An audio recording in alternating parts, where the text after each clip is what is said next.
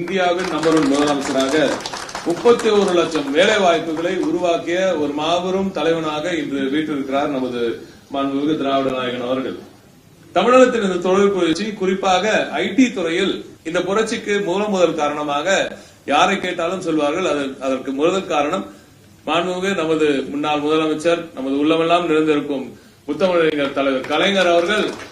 அவரது text book சொசைட்டியில் இருக்கும் பொழுதே கணினி என்றால் என்ன, கணினியும் அதன் பயன்பாடுகளும் என்று ஒரு புத்தகத்தையே வெளியிட்ட அவர் தமிழகத்தின் மக்களுக்கு, பிள்ளைகளுக்கு, அரசு பள்ளியில் இருக்கும் மாணவர்களுக்கெல்லாம் கணினி பயிற்சியை கொண்டு வந்து சேர்த்து மிகப்பெரிய ஒரு ஐடி புரட்சியை செய்தவர் மாண்புமிகு நம்ம முத்தமிழறிஞர் அவர்கள்.